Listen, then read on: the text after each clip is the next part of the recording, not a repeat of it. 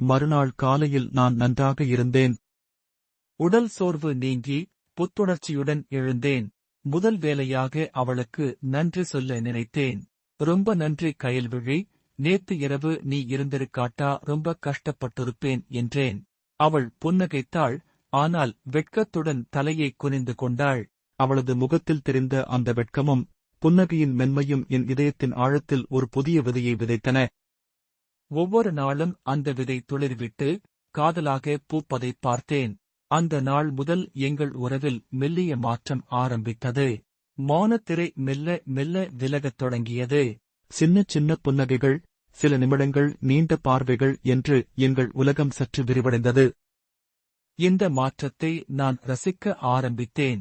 அலுவலகத்தில் இருந்து திரும்பும்போது, அலுவலகத்திலிருந்து நான் திரும்புவதற்கு முன்பே அவள் வாசலில் காத்திருக்கும் மெல்லிய காலடியோசை என் காதுகளில் விழும்.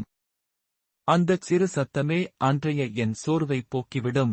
நான் வீட்டுக்குள் நுழையும் போதே அவள் விழிகள் என் சோர்வை படம் பிடிக்கும். என்னங்க, ரொம்ப டயர்டா இருக்கீங்க போல, காபி போடவா என்று அவள் கேட்கும்போது அந்த வார்த்தைகளில் 1000 அன்பு தொக்கி நிற்கும். நான் என் மனம் கவர்ந்த உணவைச் சமைக்கச் சொன்னதும் அவள் முகத்தில் ஒருவித பூரிப்பு. ஒவ்வொரு பருக்கையிலும் அவள் காதலை கலந்து பரிமாறுவாள். அவளது கைப்பக்குவம் மட்டுமல்ல, அவள் இதயத்தின் சுவையும் அதில் நிறைந்திருக்கும். சின்ன சின்ன விஷயங்களில் அவள் காட்டும் அக்கறை என் மனதை மெல்ல மெல்லத் தொட்டது. நான் பேசும்போது அவள் கவனமாக கேட்பாள். பதிலுக்கு அவளது அனுபவங்களைப் பகிர்ந்து கொள்வாள். எங்கள் உரையாடல்கள் மெல்ல நீளத் தொடங்கின. அவளது உலகத்தின் கதவுகள் எனக்கு திறக்க ஆரம்பித்தன. ஒருநாள் அவள் முணுமுணுப்பாக ஏதோ பாடிக்கொண்டிருந்தாள்.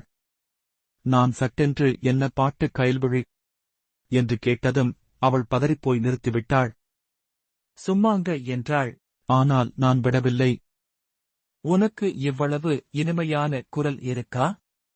எனக்காக ஒரு பாட்டு பாடு என்று வற்புறுத்தினேன். அவள் கூச்சத்துடன் மெல்ல ஒரு பக்திப் பாடலைப் பாடினாள். அவளது குரலில் இருந்த இனிமை என்னை அசர வைத்தது. அந்துதான் அவளைப் பற்றி நான் அறியாத பல விஷயங்கள் இருக்கின்றன என்று புரிந்தது. இன்னொரு முறை எங்கள் பழைய வீட்டைப் பற்றிய பேச்சு வந்தது. நான் வரைவேன் என்றாள் சாதாரணமாக. என்ன வரைவே என்று நான் ஆவலுடன் கேட்க, அவள் வரைந்திருந்த ஓவியம் காட்ட, அவளது உலகம் எவ்வளவு பெரியது என்று அப்போதுதான் எனக்குப் புரிந்தது. அவளை நான் இன்னும் அதிகமாக அறிய ஆசைப்பட்டேன்.